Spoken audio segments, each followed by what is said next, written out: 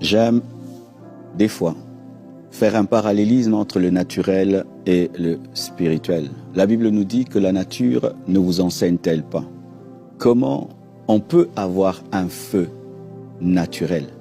Les scientifiques disent qu'il y a ce qu'on appelle le triangle du feu. Il faudrait l'oxygène, il faudrait un combustible et il faudrait la chaleur. Il faudrait un lieu propice pour que ce feu puisse se manifester. Retenez, il faut un lieu propice, il faut de l'oxygène, il faut un combustible et il faut de la chaleur. Et pour qu'il y ait vraiment le feu, il faut atteindre le point d'ignition, c'est-à-dire le point où le combustible prend feu. Pour le bois, par exemple, le bois prend feu à 300 degrés Celsius. 300 degrés Celsius. Donc tu dois attendre et atteindre le niveau du point d'inflammation, d'inflammabilité pour avoir le feu au travers du bois. Qu'est-ce que je veux nous dire? Le feu de la Pentecôte n'était pas un hasard.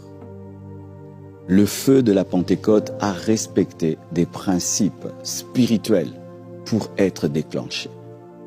Tu désires un feu dans ta vie, tu désires un feu dans ton ministère, tu désires un feu dans ta famille. Le Seigneur veut t'aider aujourd'hui. Et si tu payes le prix, aidé par le Saint-Esprit, tu expérimenteras le feu de ta propre Pentecôte, le feu dans ton assemblée, le feu dans ton ministère, le feu dans ta vie. Lorsque nous étions en train de préparer cette réunion, nous avons accompli les 4 principes pour avoir le feu. Il y a eu un lieu, ce lieu, nous avons fermé à clé la porte, notre chambre haute. Nous avons commencé à prier, nous avons mis la chaleur. Nous sommes disposés, morts à nous-mêmes, combustible, et il y a la présence de Dieu, l'oxygène. Et chacun de nous a ressenti quelque chose. J'aurais voulu qu'on continue même les temps de prière. Et c'est un secret. Si tu pratiques ces 4 choses, tu vivras le feu dans ta vie. Et par la grâce de Dieu, je veux t'y introduire. Tout d'abord, il faut avoir la chambre haute. C'est quoi la chambre haute? D'abord, un lieu où tu pries. Vraiment un lieu physique. Un lieu où tu t'enfermes. Un lieu où tu fuis la distraction. Parce que le feu a besoin d'un lieu fermé. C'est pourquoi quand on veut faire une bombe, c'est un lieu fermé. Une bombe atomique, c'est un lieu fermé. Il faut avoir un lieu où tu cherches Dieu. Ça peut être ta chambre, ton salon. En Afrique, ils vont même sur des montagnes, dans des forêts. Je connais quelqu'un, lorsqu'il ne trouvait même pas le lieu pour prier, il prenait sa voiture et s'éloignait de sa maison pour trouver sa chambre haute. Tu dois avoir une chambre haute. Tu dois avoir un lieu où tu te concentres facilement. Et la chambre haute, c'est aussi ton église. Une église vivante est une chambre haute. Une conférence, comme cette conférence Pentecôte 2024, c'est une chambre haute. Alors quelqu'un va me dire, pasteur, j'ai pas de chambre, j'ai pas de maison, j'ai pas de voiture, je sais pas aller dans une forêt. Alors Jésus te parle de ton esprit. Ton esprit est ta première chambre haute. Apprends à te concentrer lorsque tu pries. Et alors même que tu suis ce live, j'espère que tu ne le suis pas en mangeant un peu, en causant. Assis-toi. Assis-toi. Yes. Si même tu dois prendre ton téléphone, ton laptop, te retirer dans la chambre pour suivre, fais-le. La chambre haute est importante. Il faut être concentré. Il faut avoir tes pensées fixées sur Jésus-Christ, tes pensées fixées sur la promesse, tes pensées fixées sur le Saint-Esprit. Pierre avait une maison, les disciples avaient des maisons, mais ils sont allés dans la chambre haute pour ne pas être distraits par la pêche, distraits par tout ce qui se passe à Jérusalem. Éteindre son téléphone, se mettre en mode avion, enfin de se concentrer pour chercher Dieu, c'est une chambre haute. Et Satan n'aime pas la chambre haute. C'est pourquoi il crée des distractions autour de toi. Apprends à te retirer. Apprends, quand tu pries aussi, à ne pas t'éparpiller en pensée. Parce que lorsque tu pries, certains divaguent en pensée. Ils pensent à beaucoup de choses. Il est là, mais il n'est pas là. Tu n'es pas dans la chambre haute. Il te faut la concentration. Il te faut un four pour préparer. Il te faut un four pour faire un gâteau. Et le four du réveil, c'est la chambre haute, la concentration. Même si tu pries avec 10 000 personnes, sois concentré dans le temple. Lorsque tu es dans une grande foule, sois concentré. Sois concentré. Deuxièmement, l'oxygène. L'oxygène, c'est Dieu. Job dit que c'est le souffle de Dieu qui l'a créé. Jésus a dit, sans moi vous ne pouvez rien. Il est le cep, nous sommes les sarments. C'est par lui que nous avons la vie. Es-tu chrétien? Certains, vous voulez le réveil, mais vous n'avez jamais connu Jésus. Vous recherchez la puissance de Dieu, le feu de Dieu, mais vous n'avez pas connu Jésus-Christ. Ceux qui étaient dans la chambre haute avaient déjà cru en Jésus-Christ. Ceux qui étaient à la recherche du feu avaient déjà une relation avec Christ. Aujourd'hui, même ceux qui sont loin de Dieu recherchent les dons spirituels, recherchent la puissance, la prophétie. Ce n'est pas d'abord ça. Tu dois recevoir l'oxygène. L'oxygène. Est-ce que tu es vivant? Est-ce que tu as une relation avec lui? Tu veux être embrasé, tu dois d'abord être vivant. Il faut d'abord vivre pour être embrasé. Il faut d'abord naître de nouveau pour être embrasé. Une relation, une intimité avec Dieu. C'est le Saint-Esprit qui a amené Jésus-Christ dans le désert, afin d'être revêtu de puissance. Et c'est le même Saint-Esprit qui a dirigé les apôtres dans la chambre haute pour être revêtus de puissance. Lorsque tu recherches ton réveil et tu recherches la puissance et le feu de la Pentecôte, ça doit être dirigé par le Saint-Esprit. Il te faut de l'oxygène. Sinon, tu iras à un rendez-vous sans que le maître du rendez-vous soit présent. La direction de l'Esprit, la conscience de Jésus, la conscience du Saint-Esprit, l'oxygène. Toute réunion de réveil sans le Saint-Esprit ne peut marcher. Toute réunion de réveil sans la présence de Jésus ne peut marcher. On peut tout mettre, 10 réveils, mettre des photos de feu, des vidéos du feu. Ça ne marchera pas. C'est comme rechercher le feu sans oxygène. Il est notre oxygène. Amen. Il est celui qui nous dirige. Il est celui qui nous vivifie. Et quand nous n'avons pas l'oxygène et nous cherchons le réveil, nous sommes des morts. Là, il faut la résurrection. C'est pourquoi Christ doit revenir au centre de nos chambres hautes. Christ doit revenir au centre de nos conférences. Christ doit revenir au centre de nos églises et de nos vies. Le Saint-Esprit doit à nouveau prendre le contrôle, car c'est celui qui amène dans la chambre haute, qui règne dans la chambre haute. L'intimité avec l'Esprit. Troisièmement, le combustible. Le combustible, c'est toi. Le combustible, c'est moi. Dans la chambre haute, le combustible, c'était les apôtres. C'est offrir comme un bois, afin d'être brûlé pour qu'il y ait le feu. Et le bois ne doit pas être vert, il doit être sec. Car lorsque le bois est vert, il donne de la fumée. Il est temps que tu vives ton brisement. Lorsque tu meurs à toi-même, tu ne fais pas les choses pour ta gloire. Tu ne fais pas les choses pour être grand, pour être connu. Tu les fais pour la gloire de Dieu. Tu ne recherches pas un réveil pour toi, mais tu le recherches pour Dieu. Ils ne recherchaient pas la puissance du Saint-Esprit pour être grand, pour être célèbre. Ils ne savaient même pas, les apôtres, qu'ils allaient écrire des épîtres, qu'on allait parler de Pierre en Afrique. Ils ne recherchaient pas tout ça. La mort à soi-même. La mort à soi-même. Il est temps que tu meurs à toi-même. Il est temps que tu t'offres comme un sacrifice. Il est temps que tu montes sur l'autel de la croix, et que tu acceptes de mourir à toi-même. Trop de chair, trop d'orgueil, trop de moi, trop d'ego empêche le feu, mais amène la fumée. La fumée remplit nos vies parce que nous sommes orgueilleux. La fumée remplit nos vies parce qu'il y a trop de nous, trop de sève en nous. Et quand même il y a le feu qui vient, ça déclenche la fumée. C'est pourquoi tu dois entrer en toi-même et étudier tes motivations. Pourquoi tu cherches le feu? Pourquoi tu cherches la puissance? Pourquoi tu veux que Dieu t'utilise? Meurs à toi-même, renonce à toi-même et accepte de rester sur l'autel. Accepte de rester sur l'autel. La Bible nous dit, faute de bois, le feu meurt. La Bible nous dit que le souverain sacrificateur tous les jours mettra du nouveau bois, afin que le feu ne s'éteigne pas.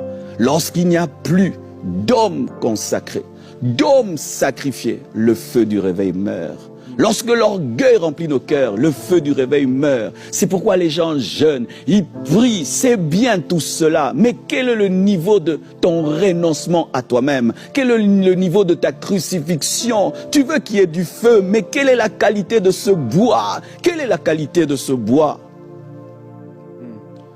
Il y a plusieurs sortes de combustibles. Il y a le combustible liquide.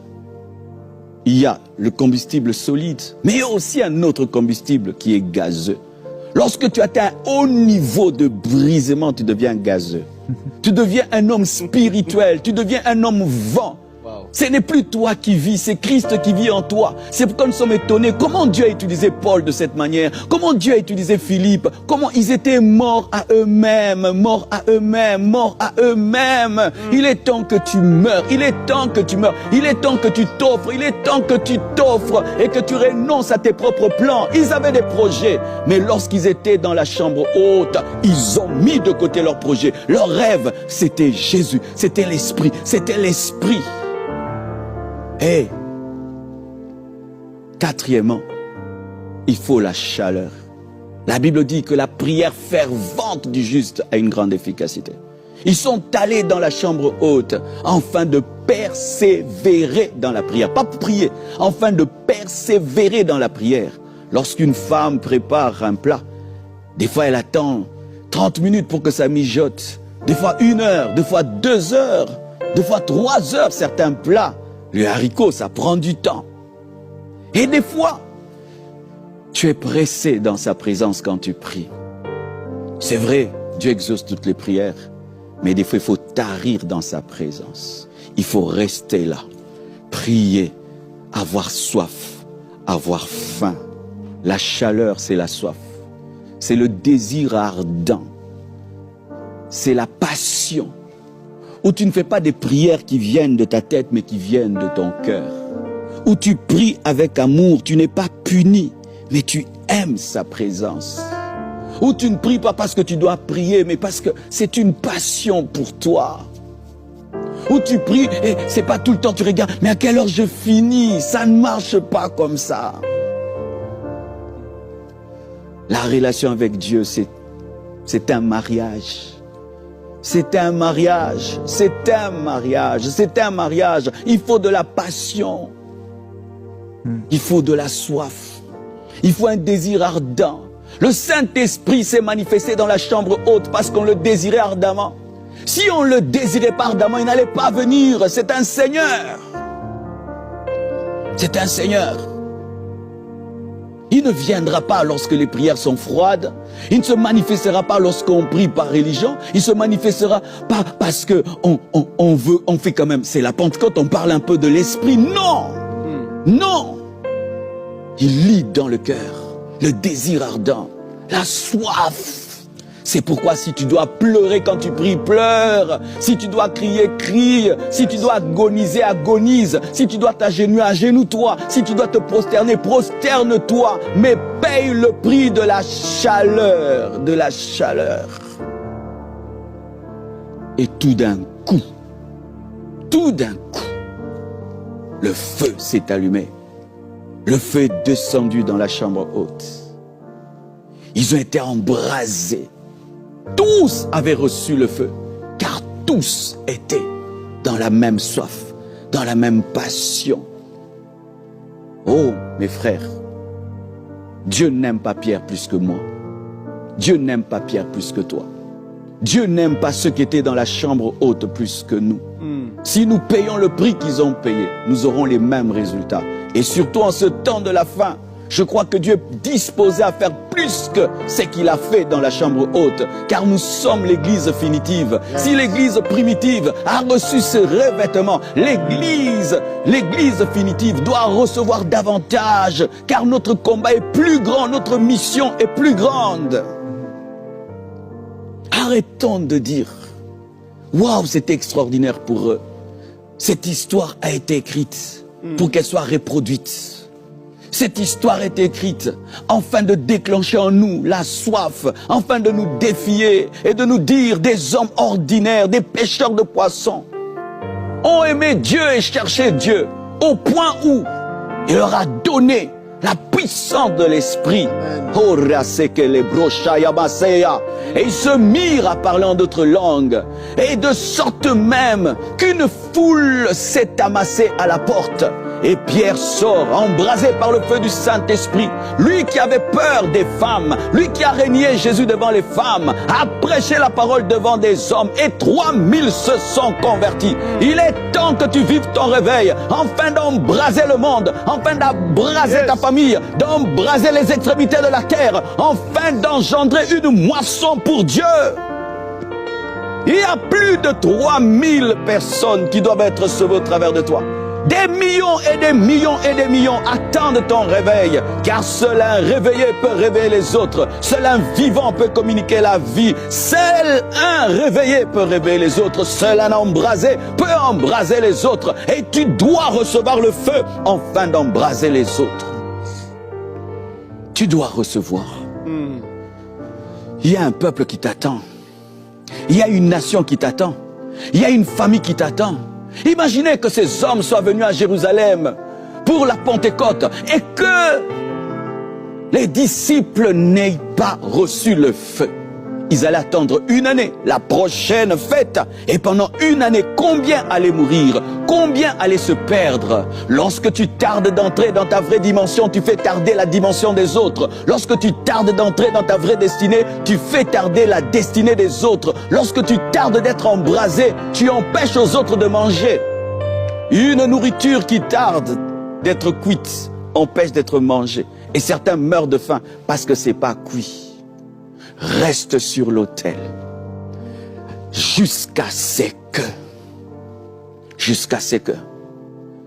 Et le Seigneur m'a dit, il y a des gens qui doivent entrer en retraite. Tu dois aller dans la chambre haute.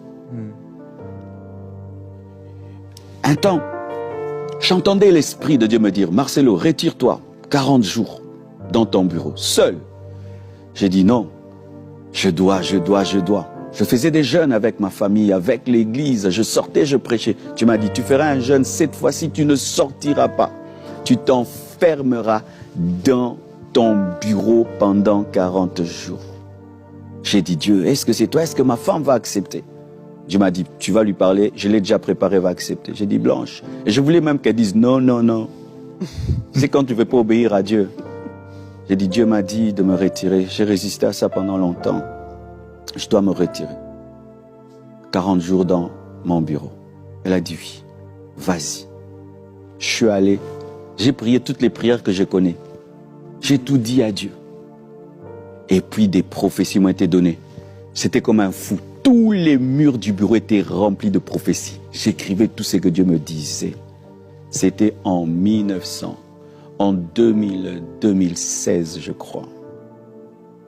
Quand je suis sorti, le Marcelo qui est entré était mort, il est resté là. Celui qui est sorti, c'était un autre Marcelo. Je suis allé faire une croisade, des miracles et des prodiges. 500 personnes se sont converties et sont entrées dans l'église. Pas seulement des gens qui sont venus convertis, sont restés. Et après, les portes se sont ouvertes dans le monde entier jusqu'aujourd'hui. Il t'invite à entrer dans la chambre haute pour te tuer. Et après t'avoir tué, il va te brûler et puis il va t'offrir. Un jour, on pose la question à un grand prédicateur, on lui dit, quel est le secret de tes prédications? Comment quand tu prêches, ça nous touche comme ça? Comment quand tu prêches, c'est pas oublier ce que tu as dit? Mais quel est ton secret? C'est l'homélétique? C'est la théologie?